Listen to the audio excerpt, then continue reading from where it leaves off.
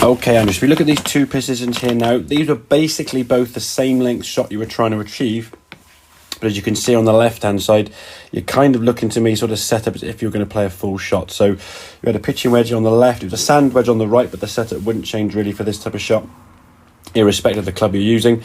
But basically, when you set up in that full position, it kind of encourages you to play a full shot. So the problem is now when you're using your sand iron, as you said you had problems before, your low point would often be somewhere behind the golf ball here now, either catching the ground heavy, or if the fear of hitting the ground was greater than the fear of thinning it, or you didn't want to go short, you'd intentionally sort of miss the ground and catch the ball on the way up. So what we're going to try and do is adjust that setup. You can see here now you basically brought your right foot in closer, and what that will do now is that puts the sort of centre of your chest, as we can see, just in front of the golf ball there now. So that's going to encourage your low point of your golf club to be bottoming out just after the golf ball, and it means you have to move a lot less when you play these shots. If you look at this left-hand shot here now, even though it was a good shot and the result you played, there's a lot of top half movement, how much your head kind of moves through the golf ball there now. There's an excessive amount of movement, which again, with the wedge, you played it very nicely. I think you were confident and you were able to move this freely.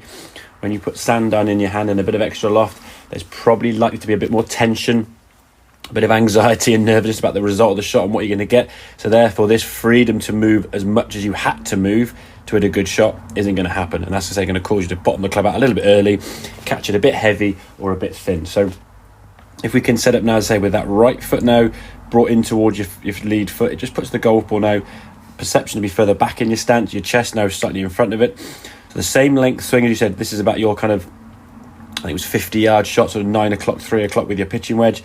You can swing the golf club back, similar sort of length, maybe a bit longer with a sand iron.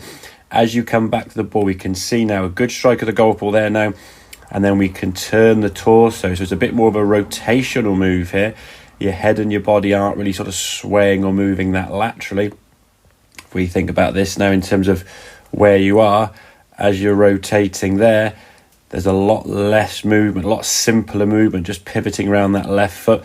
Again, that's the reason why we just flare that foot out a little bit, as opposed to where you were in this one.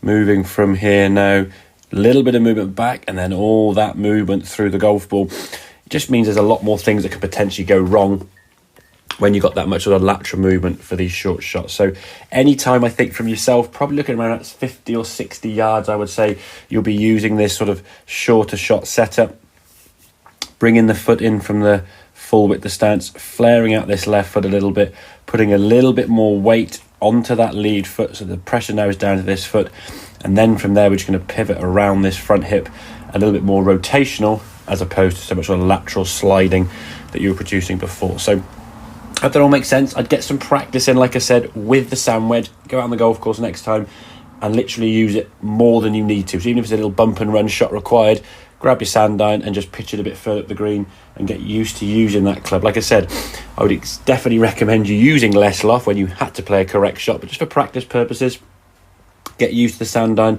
so when the need comes around and you've got to go over something, you need a sort of higher, floatier, more lofted shot, you've got the confidence then to grab the sand iron, take it out and execute the shot as you need to. So hope it all makes sense. Any questions, obviously give me a shout, but I will see you soon for the next session. Okay, cheers Andrew.